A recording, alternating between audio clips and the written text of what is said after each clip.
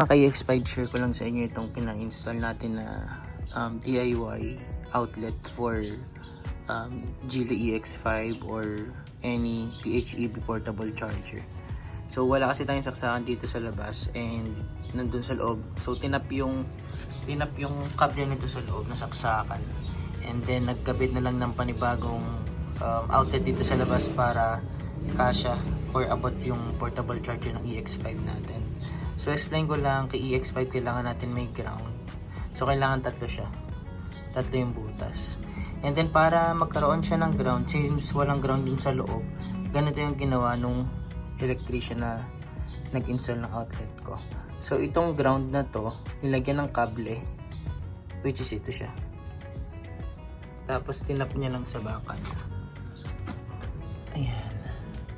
So tinornilyo lang namin sa bakal para magkaroon siya ng ground. And yet yun nga, working naman yung ating portable charger. So ipapakita ko after nito.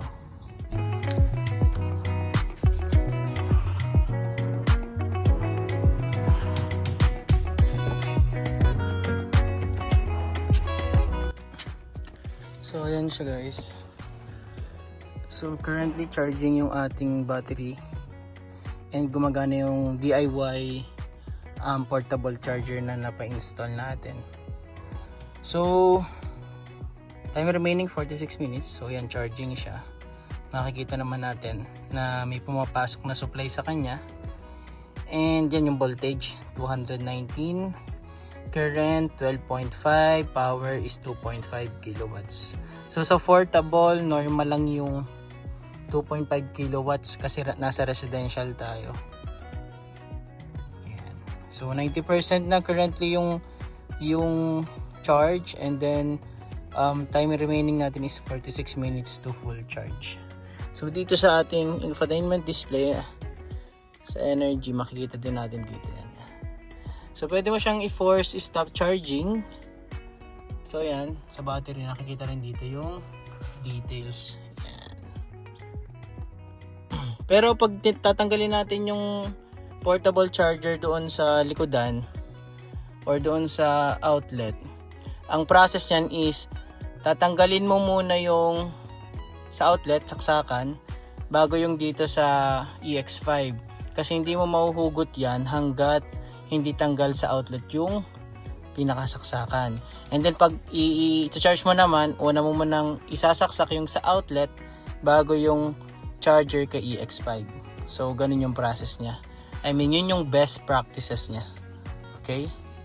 So, yun na nga guys. So, papakita ko lang since nag-DIY installation tayo ng portable charger ni Geely EX5 or ng any hybrid charger. So, ito na siya ngayon. Charging complete 100%, and then yung pure mode range niya is 105 kilometers. So, automatically naman siyang nag-i-stop charge kahit nakasaksak pa once full charge na siya.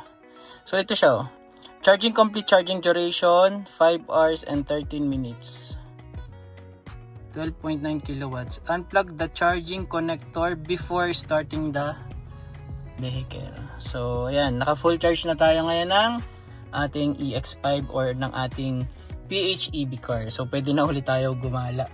So malayo-layo nang abutin ito and hindi natin kailangan kumonsumo ng gasolina. So yun lang guys, maraming salamat, and I hope na share ko sa inyo yung idea and knowledge pagdating sa portable charger ng mga PHEV or portable ng EX5 EMI. Thank you everyone, and God bless sa ating lahat.